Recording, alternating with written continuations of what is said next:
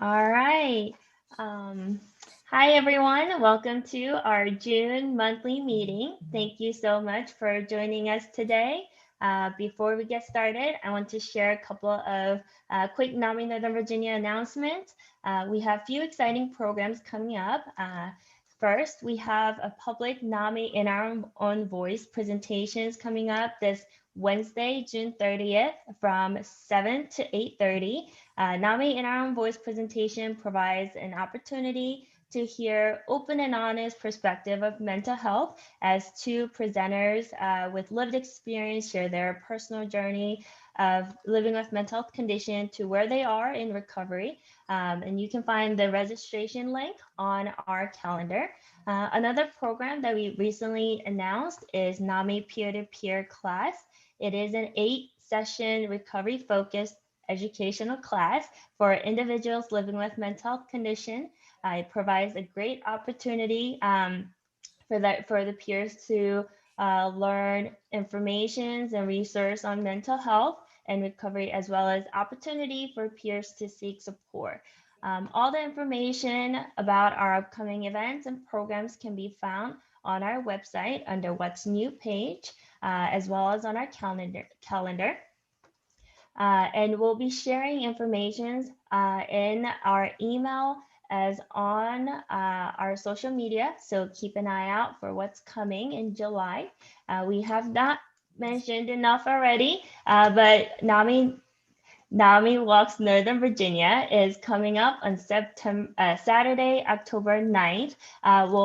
We'll be able to share some of the events coming up where we'll be able to provide more updates and information. So please look out for that as well. And please don't forget to check our NAMI Walks Northern Virginia website. And with that, I'm going to pass it over to our presenter today, DeHaven from Side by Side.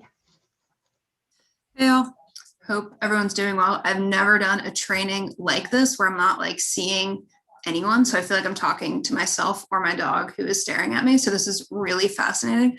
I know that the chat on YouTube, which is so weird to say, is being monitored and watched. Feel free to like ask questions throughout. I want this to be as interactive as we possibly can. And I'm gonna try to rock out the information to allow plenty of time for questions, because I always feel like that the questions folks ask are really the best way to get the information out and to make sure that everyone feels like they feel equipped and more confident going out in their community. So I'm gonna share my screen and we'll be super fancy. Huzzah. All right, so like it was said, my name is DeHaven Mays. I use they, them pronouns. I work at Side by Side. And in case folks don't know about us, Side by Side is a statewide LGBTQ organization. We serve youth 11 to 25, depending on the program. And some of our main services that we provide are free weekly support groups for LGBTQ youth 11 to 20 years old. And right now we're very much online because of COVID. But our groups are meeting over Zoom, and I can go into more information about groups and how they work and what to expect if you have any youth who are interested in joining group. And it's also for folks who are questioning sexual and or gender identity as well. I always feel like that's helpful to know. And my role at Side by Side is I'm the director of school programs and resources. So basically what that means is I go in and I work a lot with schools, whether that's policy or visiting student-led clubs, speaking engagements, trainings, all that good stuff. And then we do a bunch of different community events as well. Like obviously right now it's Pride, happy Pride if you celebrate it. And we're doing a bunch of different outreach things and just being out in community. Share my screen. There we go. It's always anxiety when you think technology is going to work and then it doesn't. It's always a little terrifying. So just some ground rules, for lack of a better word, for our time together. Some of this information might be really, really new to folks, and I always want to honor that. what I'm going to ask is that if you feel like you're being really pushed, just try to go with it. And I realize that some of what I may say, again, might be very, very new. Again, just try to push yourselves and hear what I'm trying to say and where I'm coming from. And when it comes to some of the statistics I'm going to go through, often that can be triggering for folks. So please, please take care of yourself. I'll say now there's a content warning for self-harm, suicidality. So please, in those moments, mute me, leave, take care of yourself, physically, mentally, emotionally, spiritually, and do what you need to do. And just throughout, I guess we're not really having so much of a conversation, but just ask questions as much as you can. And at the end of this, please remember, like we are statewide, right? So use us, we're a huge resource and we want to serve whatever community you're in and support queer youth across the state.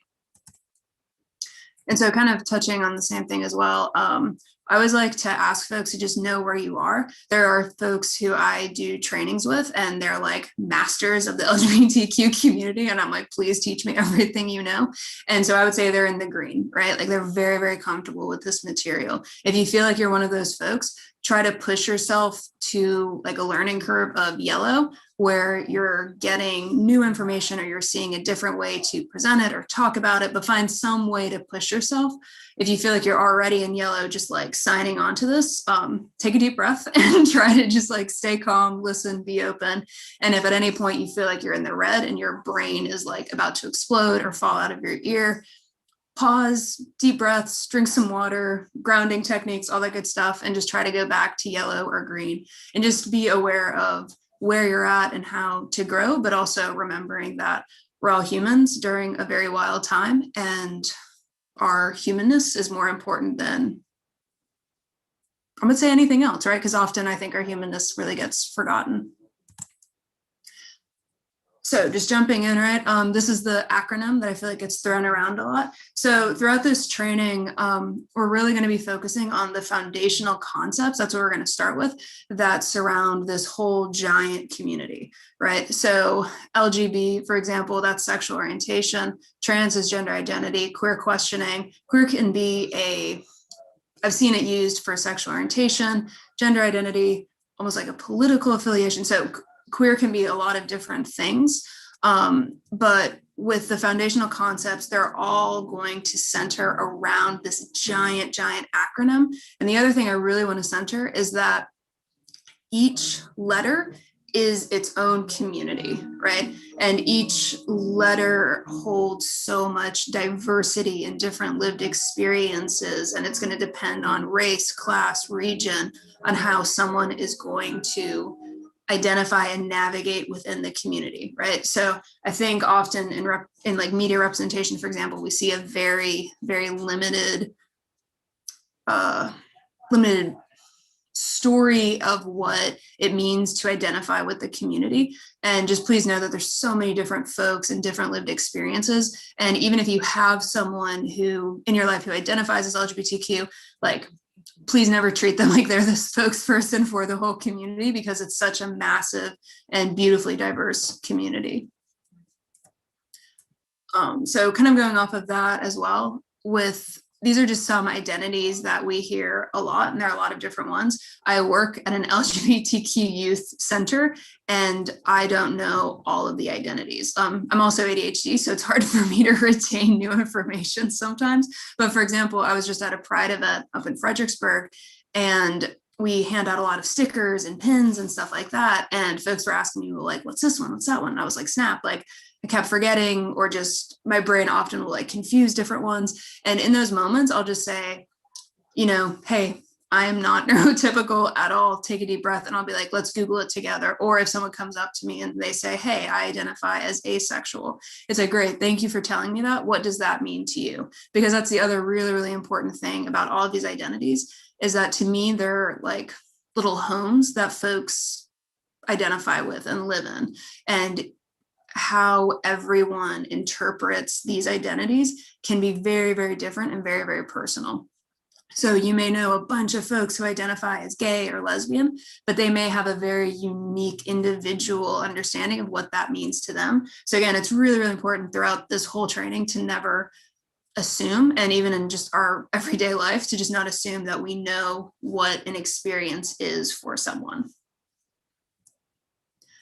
So I keep alluding to these foundational concepts. This is it. We're just going to walk through these concepts. And to me, like, this is the story of all of us, right? So even if you've never thought of what your sex assigned at birth was, or what your sexual orientation is, or your gender identity, right? Like, we all have these things, and we've all been socialized to interact with them in some way. So if it's helpful, feel free to like draw this out, map yourself. Whenever we're in person, we ask folks to like kind of plot themselves on the line. And what's really cool is at the end of the training or the conversation, we always have folks who are just all over the place on the line. And it just shows so much diversity and different lived experience. And that's what we all have, right? So just to start off with, we have sex assignment or sex assigned at birth. And basically, right, like we have the story of we are all born, we pop out, and then the doctor announces it's a boy, it's a girl, right? And when that's done, often like a lot of biological tests have been done, looking at hormones, chemistry, all these fancy things. And then it's also a quick read of the genitalia that the baby holds. And traditionally, right, male penis, female vulva or vagina. And we have these very neat little boxes that have been created by us as humans on where bodies are supposed to go. But what's being shown more and more, and what's really been shown through the intersex community, which is folks whose bodies don't neatly fit into either of these two boxes, is that biology is so much more diverse than we have ever really given it the time or space to really understand. And I think what's so powerful about that is the more I learn about physical bodies, the more I'm like, wow, there's so many different ways that folks live on this planet, and so many ways to navigate our own bodies that we just don't often talk about and don't normalize. So for example, I think when people hear the term intersex, they think it's like some very rare thing that only happens in like 1 in a million, but it's actually pretty common, like 1 in 2,000. The other stat I've seen is like, there are as many folks who have red hair that identify as intersex. And that doesn't mean like folks who have red hair are intersex. That's not how statistics work, but it just kind of gives you a visual, right? If numbers aren't your thing, which they are mine at all. But from sex assignment, what we assume in our culture is that if I determine that a baby is female, I assume that her gender identity, the way she understands her gender, is going to be girl or woman, right? We assume that the categories on the outside, I think my mouse will work, haha. We assume that the categories on the outside are going to line up in a very specific way, right? And so for folks whose sex assignment at birth and their gender identity align, right? So for example, you were assigned male at birth and you identify as a boy or a guy or whatever word you want to use, that's someone who is cisgender. And cis is just Latin for same. That's all that means. For folks whose sex assignment and gender identity don't line up, often the umbrella term is trans, right? And one thing I want to make really, really important is one thing I see with a lot of the youth that I work with is they can often feel pressure to meet a certain almost like criteria in order to be truly trans, right? And if you have a young adult in your life who says, I'm trans, don't like start questioning them or grilling them. Just say, thank you so much for telling me that. Appreciate it. Here to support, here to love. Cool. Like you don't need to prove anything to me. If you say you are, then you are. So I don't know if folks know Laverne Cox. She's an actress and an incredible activist for the trans community. The only big show I know her on is Orange is the New Black, but I feel like she's been on a lot of other stuff. But Laverne Cox identifies as a trans woman of color, and she was assigned male at birth and identifies as a woman. Another person who is pretty famous, Elliot Page, who was in Juno, Umbrella Academy, a bunch of different stuff. He recently, like a couple months ago now, just came out as a trans guy. He was assigned female at birth, identifies as a trans man.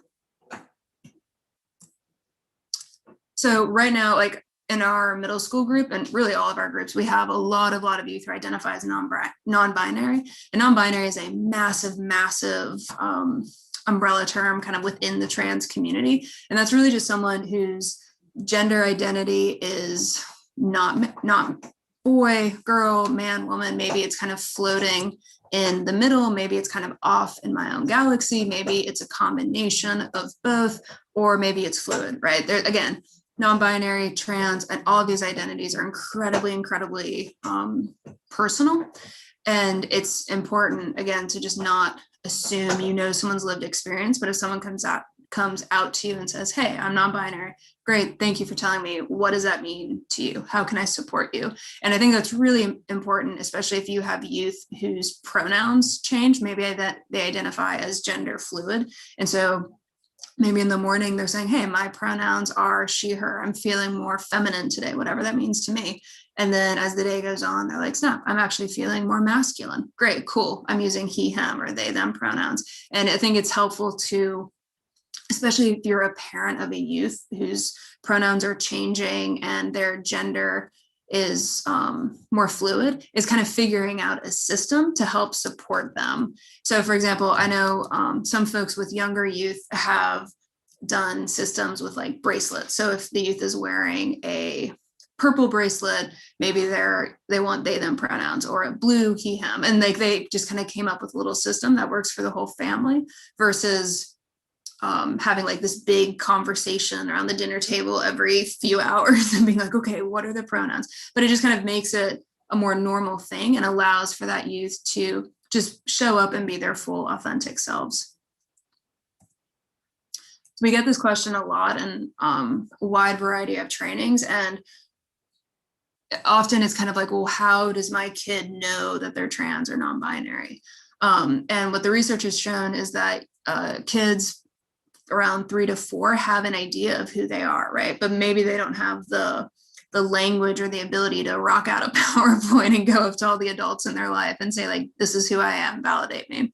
And what we're looking for with youth is we're looking for this persistent, insistent, and consistent, right? So one thing I want to make very clear is if you have a youth who's maybe older, like maybe 16, right, and they come out as trans, and you're thinking to yourself, well, I've never heard them ask to be called this name or use he, him pronouns or they, them pronouns. I've never seen them like insistently demand this or across time, space, consistently ask for this. Like, therefore, it could not have happened. But just because we aren't hearing it or seeing it doesn't mean it's not happening internally, right? Like, for example, I use they, them pronouns. And a lot of times, like if I'm out and about, like going to the grocery store or restaurant or things like that, like I get read as she, her all the time because people are looking at my body, they're hearing my voice, and they're making an assumption that they know how I identify internally. And in those moments, I'm not going to correct folks. That's a big conversation.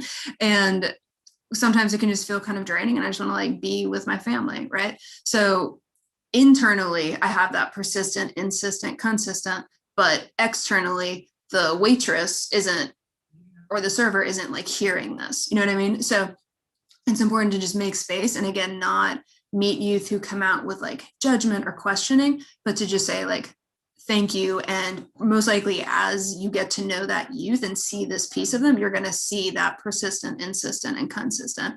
And especially with younger youth, like they may be telling you in a variety of different ways. We as adults may just not pick up on it. So for example, I know there was an elementary school youth who kept being gendered as boy, but she wanted to be with the girls, right? And in any time, like elementary schools were like dividing the student up into spaces and groups and such, like she was like, I want to be with the girls, but everyone was like, no, you're a boy. And she's like, no, like, let me go there. Like that youth like knew where she wanted to be. The adults just weren't necessarily giving her the space and the resources to just like live her truth.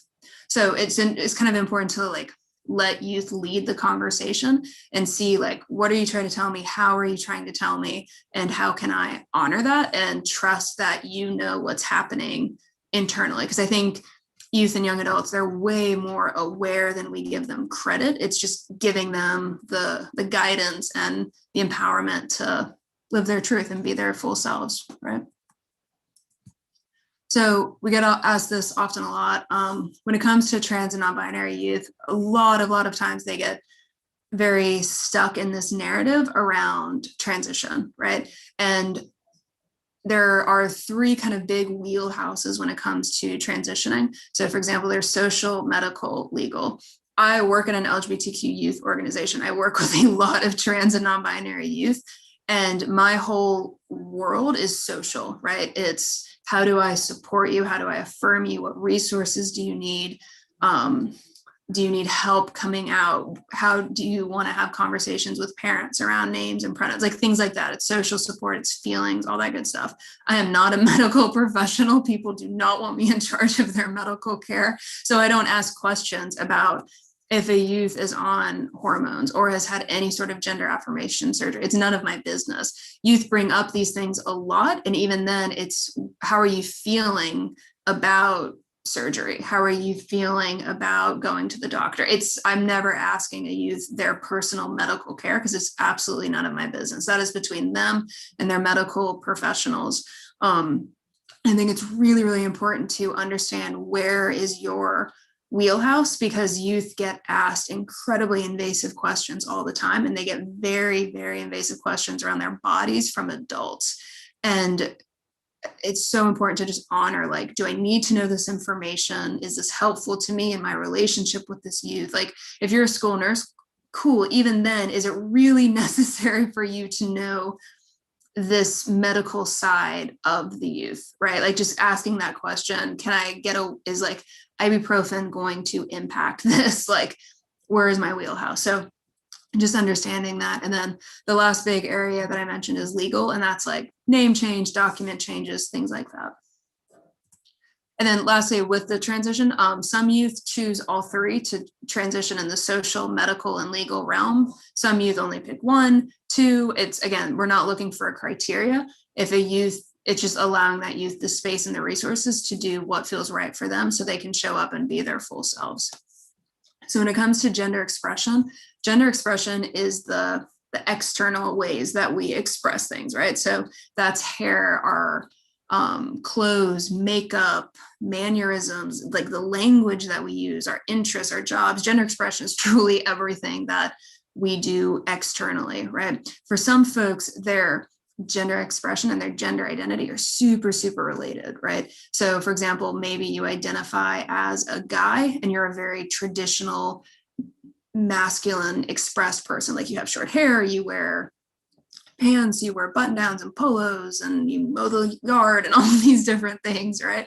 And for some folks, it's completely different, right? Maybe you identify as a guy, as a man, as a boy, but you love to dress in what we read as being feminine things. So you love wearing dresses and ball gowns and all of these different things. So what we also do is we use gender expression to assume someone's gender identity. So a lot of youth that I work with, they're constantly manipulating their gender expression so that people are seeing them as how they feel internally. So for example, I work with a lot of young trans guys, and they are very, very aware that if they wear makeup, there's a higher chance that they'll be misgendered, and people will be like, hello, Mrs. this and ma'am that, and things like that. So they're like, okay, well, even though I love to wear makeup, I'm not going to, because I don't want to be misgendered, right? Like, that doesn't feel good.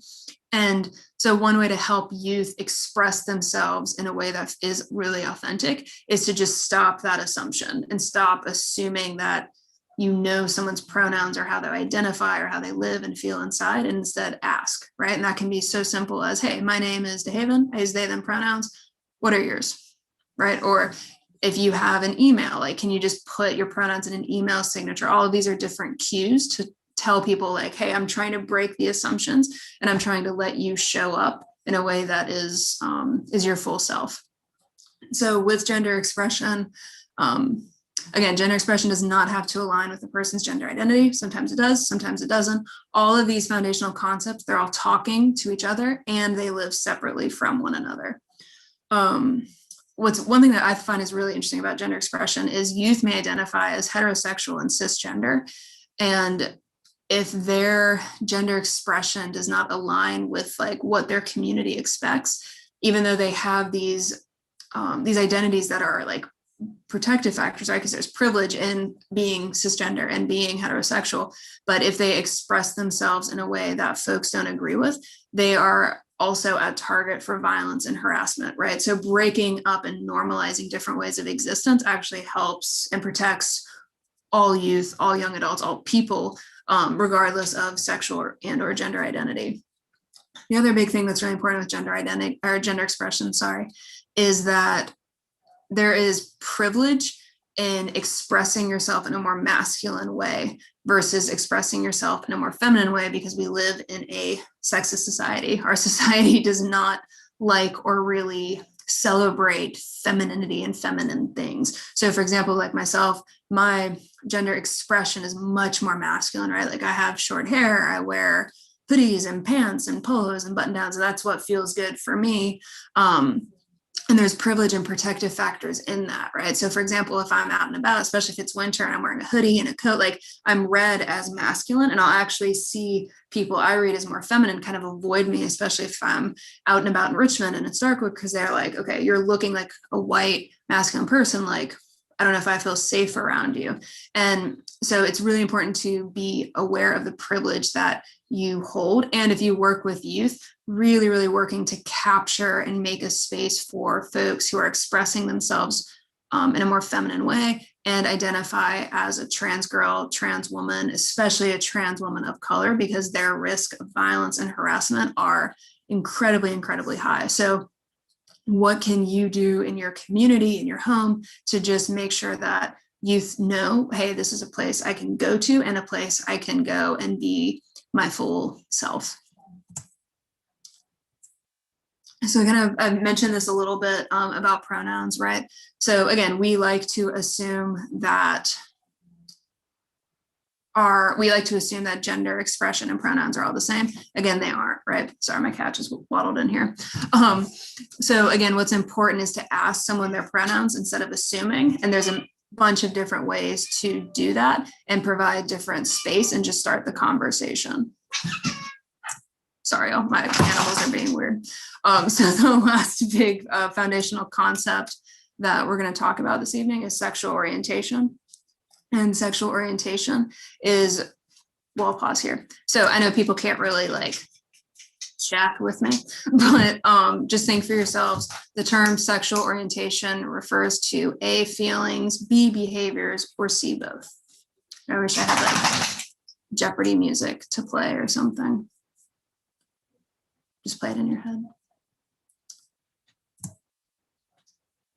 So the answer is feelings. A lot of times people will say C, both. And the reason we say feelings is because I can be romantically attracted to a person, sexually attracted to a person, and never act on those things. So a lot of the youth that I work with, when they come out as gay, bi, pansexual, and any number of sexual orientations, they will get asked a lot, well, how do you know? You say you're a girl and you're attracted to other girls. Have you ever kissed a girl? Like, how can you possibly know you have this attraction and these feelings, right? But we never ask that of youth who identify as heterosexual. We just take it for face value when like you see two kids who identify as like a boy and a girl and they're holding hands and playing house. It's like, oh, how sweet. Like they're pretending to be married, right? Like we just like, oh, of course, that's so normal. So it's important that we normalize any sort of feelings and just saying like, you don't have to prove it to me, right? If you say you identify and you have these feelings, then done. Like that's the end of the conversation. And so again, asking like, well, how young is like most common for folks to start like having these feelings? Around like 11 to 14, so middle school years is when a lot of the research has shown that youth know this is my sexual orientation, right? And with that, I'll speak for myself. I am not the same person I was at 11. So if you have a youth who comes out and says, hey, I'm bisexual, and then a month later they say, wait, I'm gay, or wait, I'm like, instead of meeting that youth with criticism or doubt and being like, oh, of course you don't know, like you're too young, this is ridiculous. Like what I always say when I'm in one of our support groups or just out and about in the community with youth is meeting that with celebration instead of skepticism, right? So to me, when a youth is sharing a story like that, it's like, that's brilliant. You're exploring yourself, you're figuring out your home, your term, your word, you're figuring out what's right for you. Like, that's amazing. And you're being reflective, and you're trying to like explore your feelings and what's going on. Like, that's incredible. Like, don't stop doing that, right? Because we're just not the same throughout our whole life, and giving youth the permission to explore and try different words and figure out like, where is my home? Where does it feel the most good? And like the word that's really capturing me. Like, language changes and new words and identities are popping up all the time. And so a person could go years and say, I'm gay, and then they stumble across the word queer, and they're like, oh, that's it. That's what captures everything I've been feeling. And like, just celebrating that instead of meeting it with doubt can be a really, really powerful thing for a lot of youth. So the other thing that's very important with sexual orientation is a lot of folks, especially younger generations, do not all have a sexual orientation, right? Do not have feelings of sexual desire or romantic desire. And for folks who feel little to no sexual attraction, their term for that is asexual. And that's a very fluid spectrum. It's a very fluid concept. For some folks, maybe they have absolutely none. Like, the idea of kissing someone is like, please get away from me. Like, I don't understand why you're coming at me with that. And then for other folks, it's like, I need to get to know you more, and then I have those feelings. Or I need to have a really deep connection with you to have those feelings. Or it just changes. And today it's like, oh yeah, that sounds cool, let's do it. And then the next day it's like, not so much, right? And it's the same thing with romantic desire. So maybe, like, I'm a very romantic person, right? So I'm like, ooh, let's go for like long walks on the beach and hold hands and gaze longingly into each other's eyes, right? Like, I watched way too much Disney as a kid, but that's the way my brain works. And for a lot of folks, it's absolutely not that at all. It's like, no, like, I will kiss you, but I don't want to look longingly into your eyes or be intimate in the way that our society reads as being romantic. And folks can identify with being asexual and aromantic. Maybe I'm a romantic, but I'm a sexual person, vice versa. Like, again, it's not assuming. And it's also really important that if your youth or anyone in your life comes out to you as asexual or aromantic, that does not mean they won't have deep, meaningful relationships, or even relationships where they're in like a relationship, like I would say, like my boyfriend or my girlfriend or my wife or my husband or partner, whatever. Like, that doesn't mean it's not going to happen. It just might look differently. But it's so important to normalize this and not have that person feel like they, again, have to prove, or there's something wrong, or they're broken. Like, it's just absolutely not the case. And again, just giving visibility and support and education and educating ourselves can really make all the difference. Because I know a lot of youth who especially identify as asexual, who have put themselves and their bodies in some really risky spaces and places trying to prove that, oh, I just need to meet the right person, or I need to get older and then I'll have these feelings. Like, please just accept and normalize, because so many folks have these feelings and live life with these identities. And so we just want to normalize it and create a safer space for folks to show up and live their truth. And so this is kind of the plot that I mentioned earlier, where we have just so many different identities and lived experiences. And like, this is what I see all the time. And the youth that I work with, or when I do trainings or I'm out and about in community, there's so many different ways for us to show up in our life. And what our society does is really just blocks this out. And we assume that there's only one way to live and love and exist. And all that does is just erases so much of the beauty and different ways to show up and navigate our lives. And I think even more importantly, it misses the way to like learn from folks who identify with the LGBTQ community. And like, how do you navigate communication and consent? How do you navigate your gender expression? And wow, I can empower myself to express myself in this way that I never thought I could. Or maybe I'm 60 years old and I didn't know that pansexual was a thing, and that's been my word all along, and I just didn't know, right? Like, it's like, what can I learn from this amazing community versus demonize it or question it or come at it with skepticism. So the other big thing that's often missed is that the LGBT community is incredibly whitewashed. So meaning a lot of times if you look at media representation, it's very white focused. And I've been in trainings where I've mentioned like Black LGBTQ youth or Black and brown LGBTQ youth, and people will look at me with like skepticism and like shock, like what, like that doesn't exist. And it absolutely does. And the fact that there is so little visibility means that we need to work extra hard to make sure that Black and brown and youth of color who identify with the LGBTQ community feel safe and affirmed and can show up.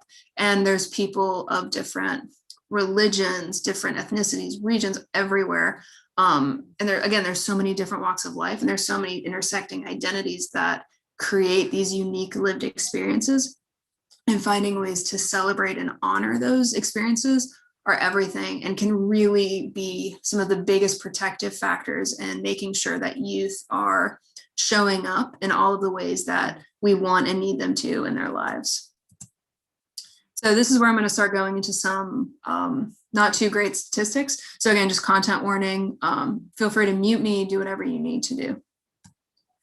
So these are some of the 3 really common pathways that we see with the youth that we work with and just across the board, where we can sort of lose youth and they're at risk for mental health struggles, self-harm, suicidality. So the 3 big areas are family rejection, isolation, and harsh environments. So I'm just going to kind of break through them one by one.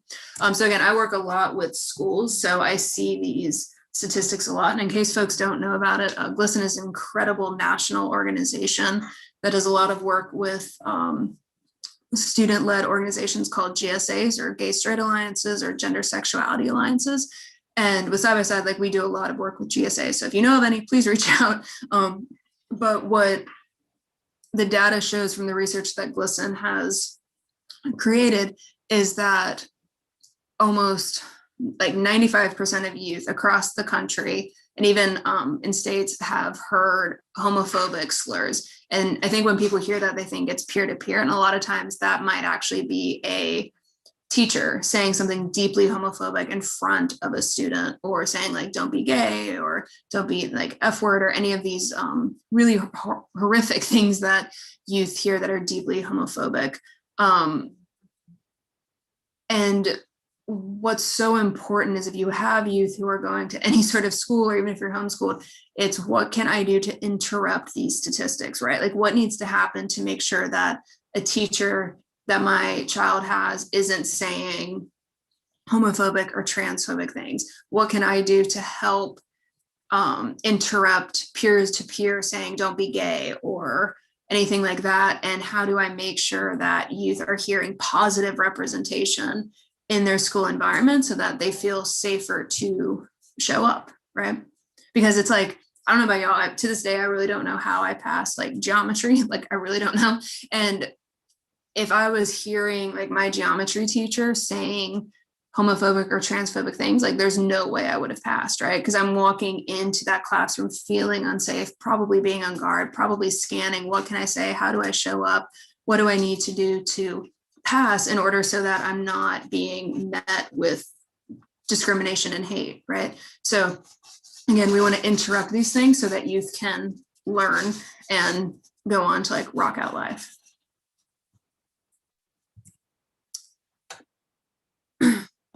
Excuse me, y'all. So this is just some more statistics around lived school experience. So for example, I mentioned lived experiences of Black and brown youth, and across the board, Black and brown youth of color are faced with so much more violence and discrimination than white LGBTQ youth. And that can be, I'm verbally harassing you, mentally, I'm coming at you with physical violence, whether that's me touching you or manipulating your physical environment, but anything to make you feel unsafe, and above all, making you not want to come to school and not graduate or get good grades or move on to any sort of higher ed, trade school, any sort of secondary education. And that's the statistics we see across all LGBTQ youth, but especially youth of color who are experiencing this in their lived environments, especially in school. So with all of that, right, it's going to impact how a youth is impacted mentally, right? And what I see, unfortunately, with a lot of the youth that I work with in groups and when I visit GSAs is that the harsh environments of school or family are going to impact my chances of suicidality, of self-harm, right? So I'm not going to read all of these statistics. Folks can just skim them, read them as they want.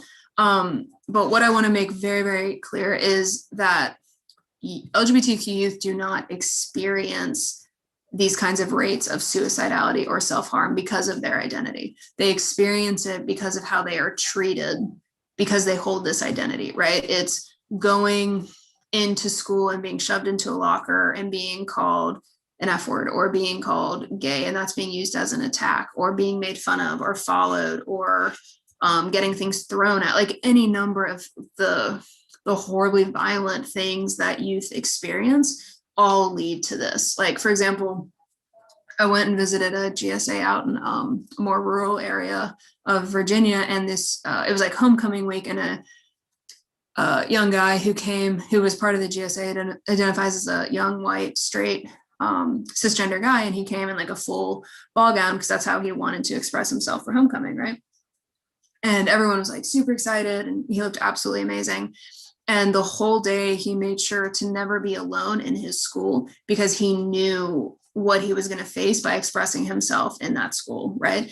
And he just made sure that whether he was in the bathroom or the cafeteria, walking down the halls in school, like he always had a group of his friends to literally like encircle him so that he couldn't be physically harmed in any way, or just make sure that anything that's said couldn't be escalated to physical violence. And the fact that he knew that going into his school community that day, like he knew to plan ahead for that, to me just speaks volumes of the way that youth are treated.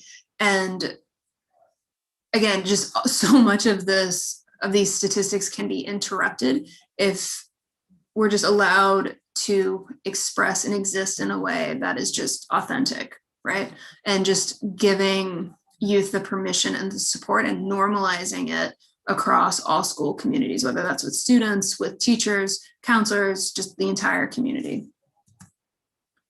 So this is, and I should have mentioned this, in case you don't know about it, the Trevor Project is another incredible national organization. They do research, but they also have hotlines and chat rooms and things like that. So if you know of any LGBTQ youth, young adults even, who are really struggling with mental health, Trevor Project, they're 24/7, and you can call, text, online chat, and they have trained volunteers and professionals to help youth who are really feeling triggered, whether that's self-harm, suicidality, or even just need support. Trevor Project is a brilliant organization.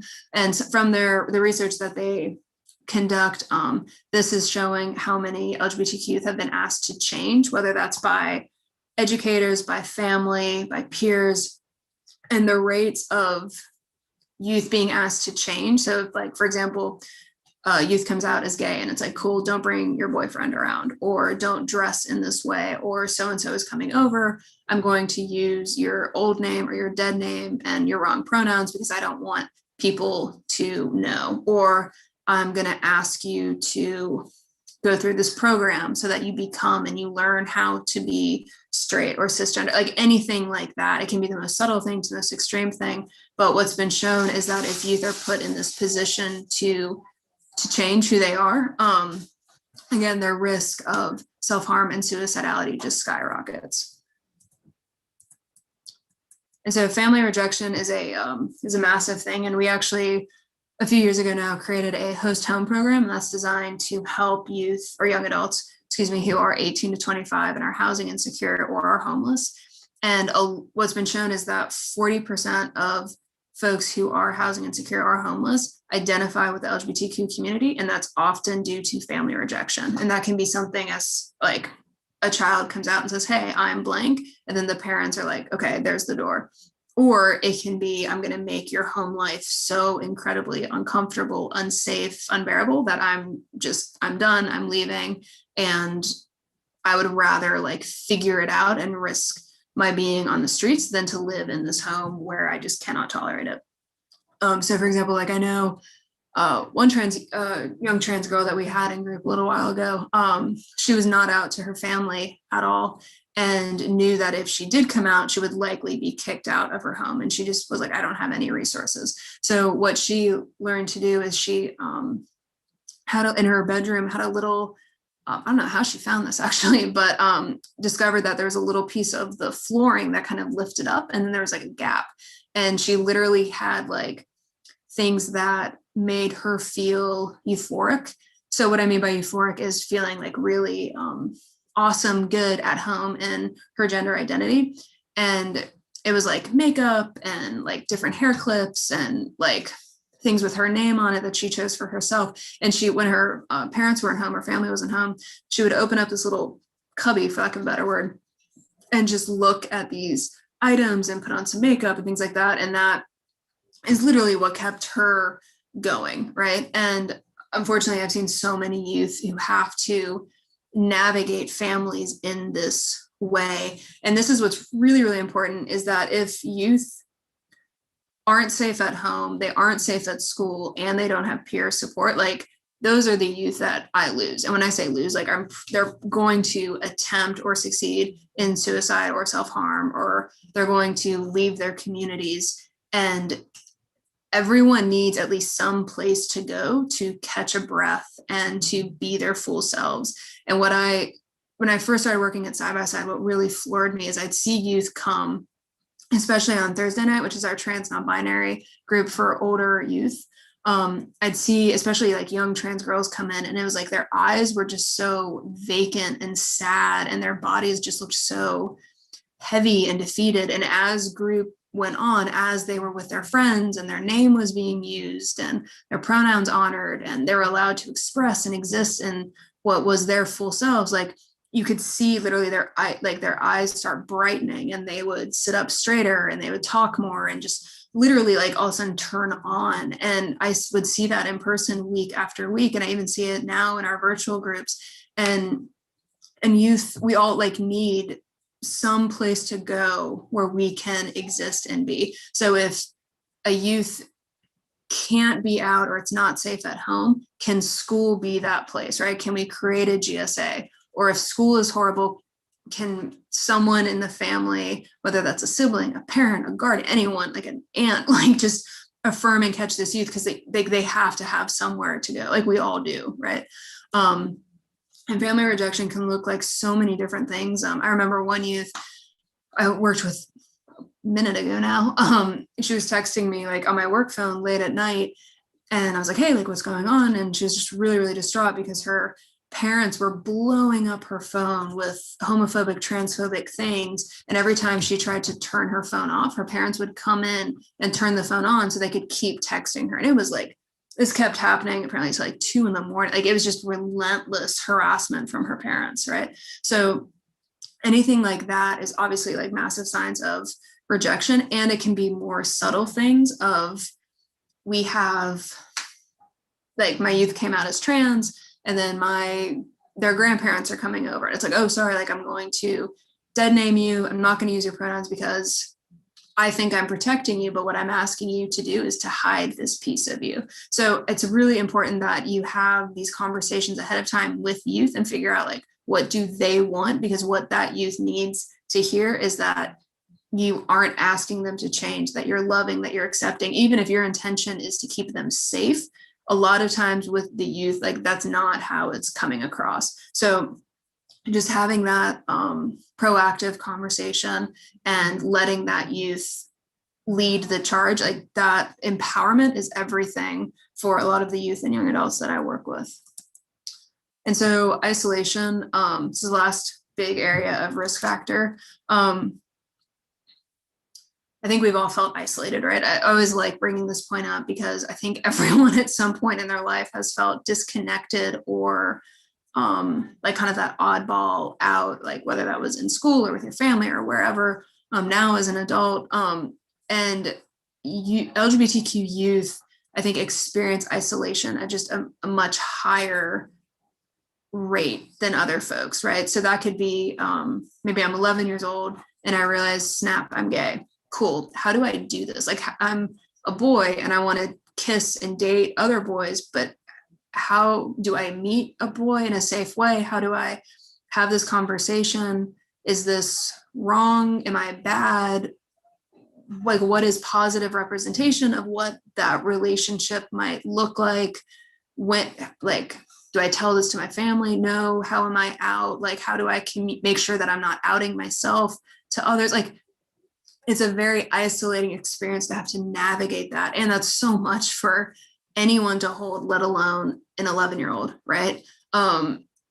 And so finding ways to create positive LGBTQ representation, to normalize the community, to provide different outlets so that folks aren't feeling socially, emotionally, cognitively disconnected from their communities, like that's everything.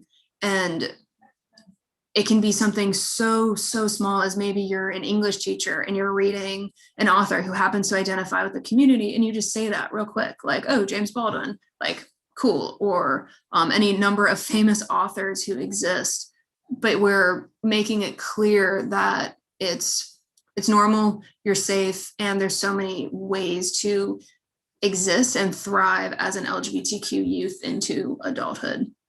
And I think one of the biggest things that can help is once youth know there's someone I can go to and I'm not having to hide this piece of myself.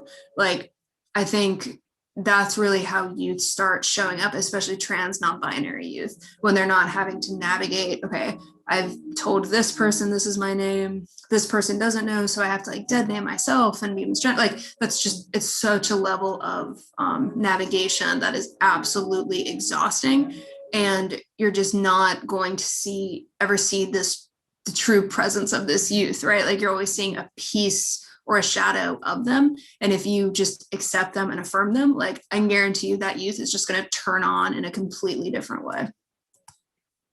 So I've been kind of alluding to this quite a bit, and we're starting to wrap up. So again, like, we should have plenty of time for questions. So hopefully there are some.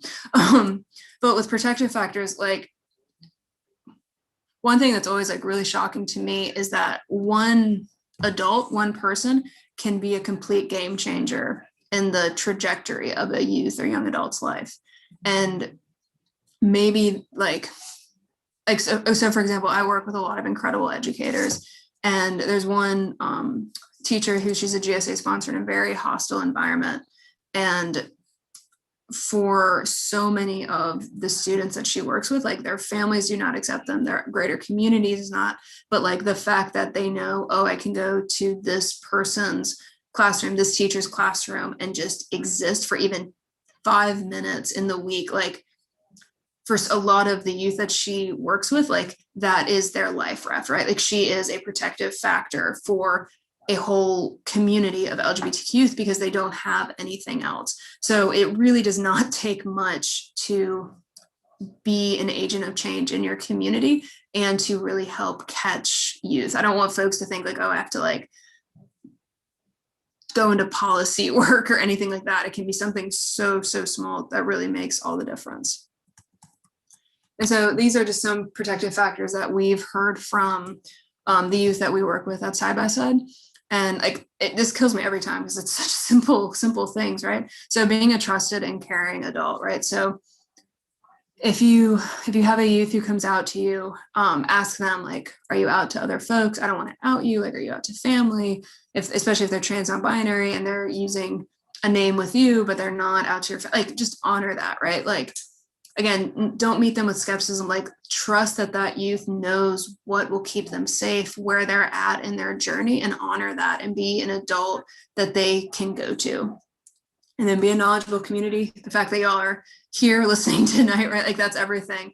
And this is just like a, like, dipping the toe in the water type vibe. So like, there are incredible documentaries out there, there are articles, there are resources, like, just jump in and start learning and seeing all of the different ways to show up and exist in the community. If you have LGBTQ youth, young adults, what is a children's book that has positive LGBTQ representation, a movie, a documentary, an article, anything that's just not focusing on mental health or trauma or anything, but just a accurate, positive celebration of the community, right? connecting LGBTQ youth with other folks. So if you have a youth, check us out, right? Like check out our support groups. Is there something local in your area? Are there different LGBTQ organizations? But finding ways to connect them with peers if they want, and or with like LGBTQ adults to just see like, oh, like I can exist. I can be a Black trans girl and exist past 40 and be like a thriving adult. Like that is a possible thing. And then the last big thing is be an emotional support person throughout the coming out process.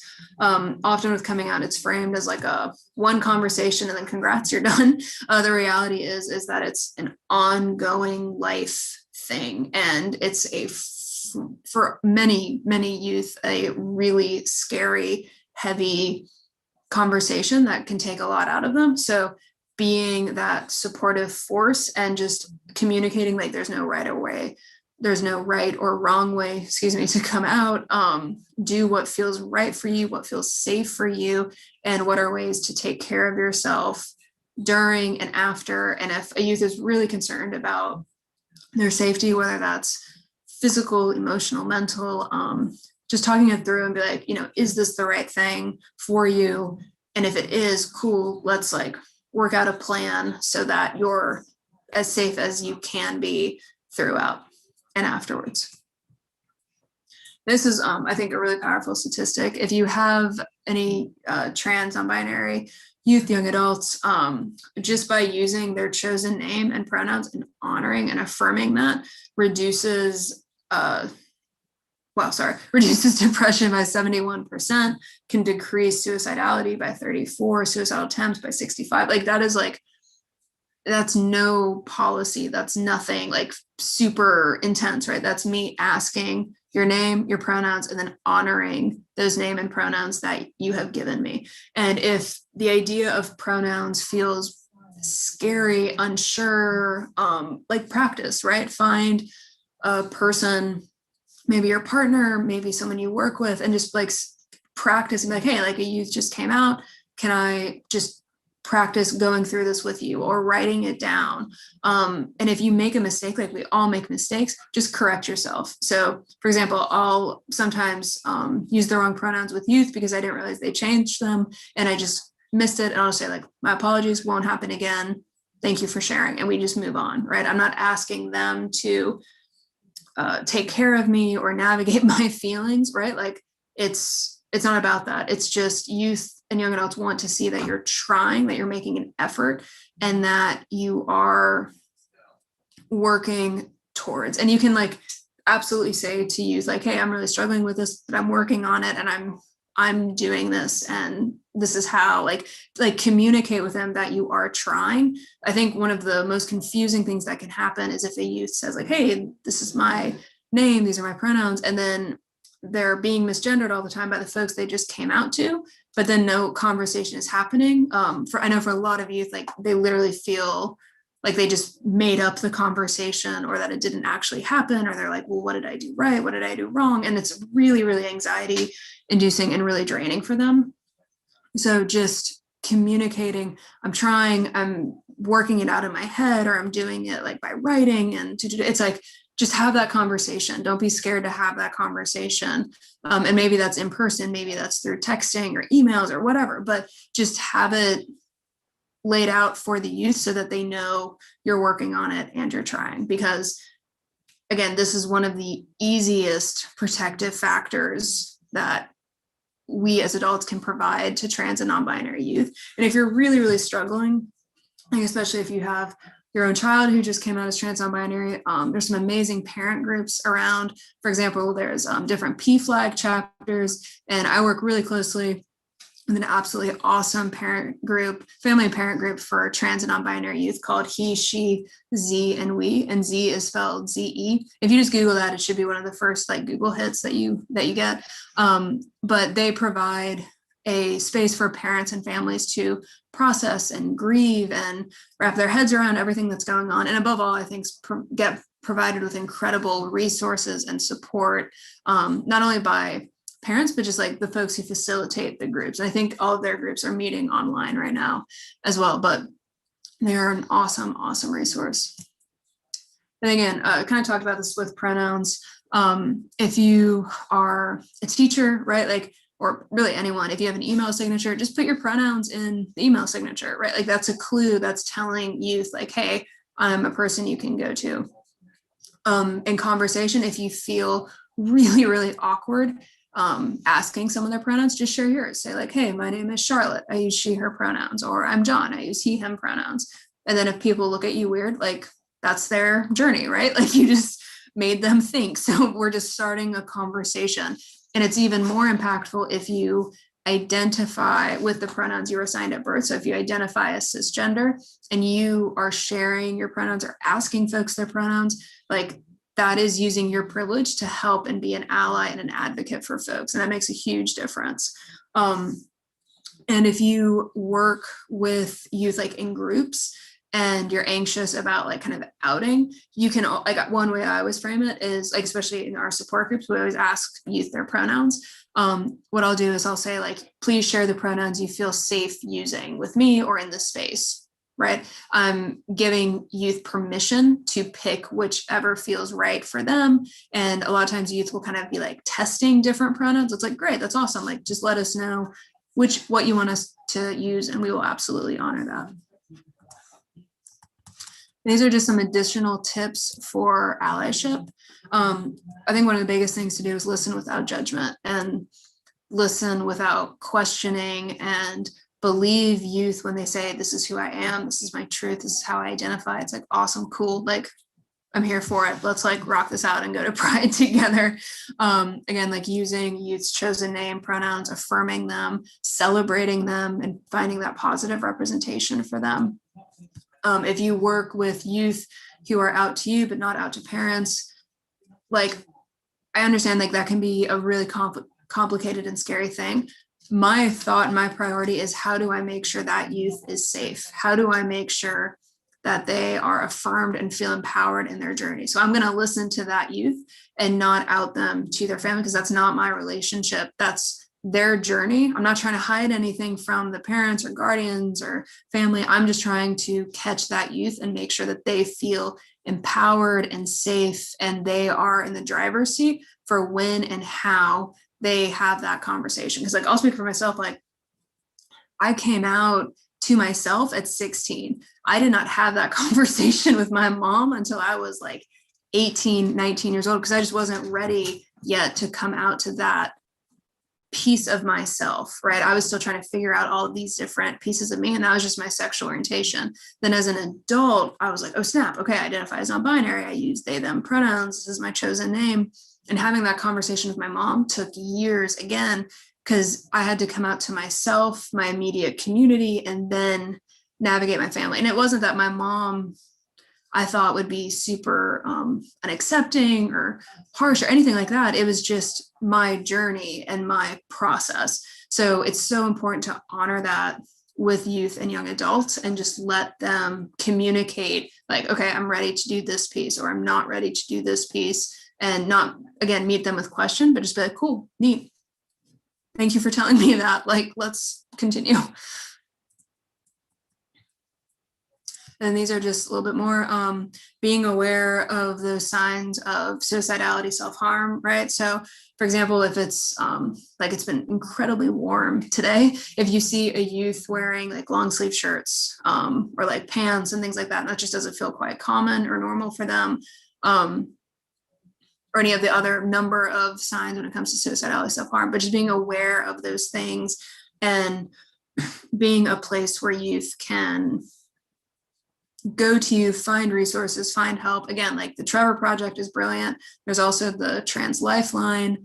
There's an LGBTQ hotline in Virginia, and then us at Side by Side. We're not a 24/7 crisis center, but youth, I have youth who, and young adults who will email me, ask me questions, and we do have a hotline that connects to the statewide one. So folks can also reach us through that as well. Then said this a few times now, but representation is so important. Checking in throughout, connecting LGBTQ youth with resources, and like so simple, right? But just treating them with like love and respect and dignity and seeing their full humanness.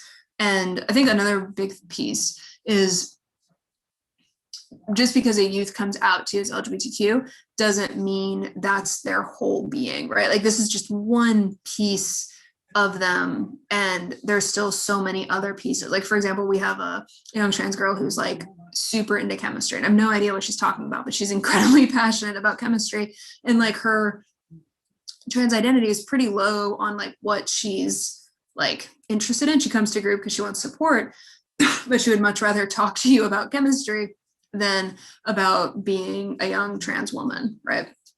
Or we have some youth who are ridiculously passionate about theater and singing or stage management or any, like we have a youth who makes earrings and like sells his own earrings, which blows my mind. But there's so many fascinating things about the youth and young adults like in my life. And honestly, like in group, we will talk about things related to their LGBTQ identities.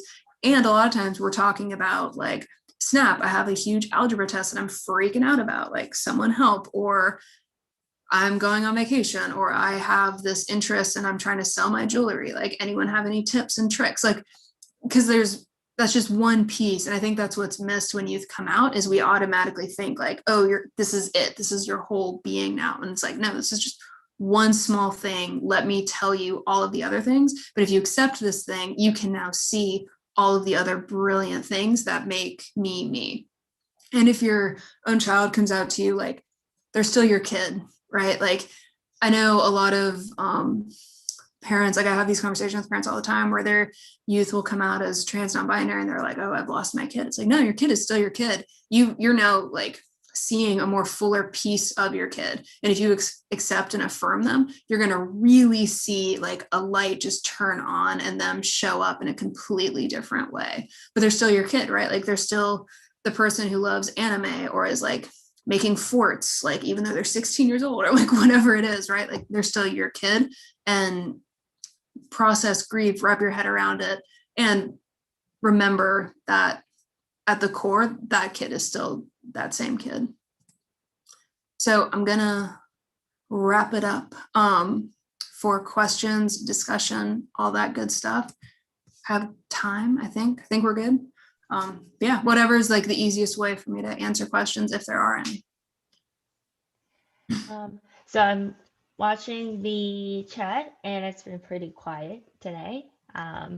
I think everyone is probably enjoying the nice weather outside. Sure. We did receive a question ahead of time that was submitted via email. The question is, what are your thoughts on making faith communities nurturing and supportive for youth who are LGBTQI+, besides being open and affirming? Yeah, I mean, I think faith and spirituality plays such a huge piece in so many of our lives, right? Like it has a literal functional purpose where it serves as community and resource and connection and all that good stuff. And I know a lot of the youth that I work with feel like they absolutely cannot go to church, even if they want to. They're just absolutely terrified of any sort of hate or discrimination. And in fact, actually, our interim executive director is a preacher in her other role, and she's all about like trying to figure out ways to make sure it's very, very clear that her congregation and her church are accepting and affirming. And I think honestly, one of the biggest ways to do that is to not only like honor and affirm individuals, but like celebrate the overall community, right? So like June obviously is Pride Month, and finding ways to really do like a big blowout for that. And then throughout the month, just providing ongoing visibility, representation, all of these different things to change the culture of the church and make sure it's very, very clear that it's a celebratory place of all folks and all intersecting identities. Thank you. Thank you for answering that. Let's give it a couple of minutes, maybe 2-3 more minutes, to see if there's any other question that pops up.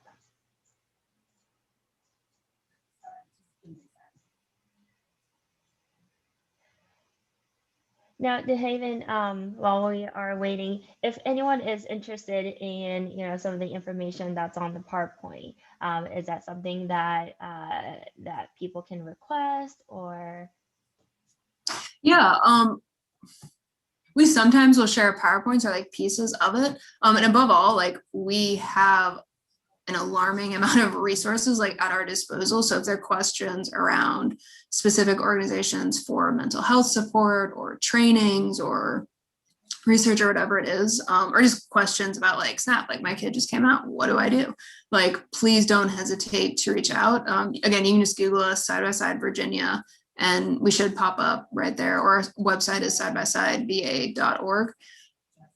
And like our emails are on the website as well, but please don't hesitate to reach out with any questions, concerns, or if you just need like a chat, support, whatever it is. Awesome. All right. Well, I don't see any other questions, so I think we can go ahead and wrap up. So everyone, first of all, thank you to James for presenting today with such a valuable and important information. Thank you everyone who joined us live, and for those who were not able to join us today, this recording will be posted and available. So feel free to watch the recording as many times, or please share the links with other. We hope that you will join us next month, and we hope that you have a great night. Thank you all. Thank you so much for having me.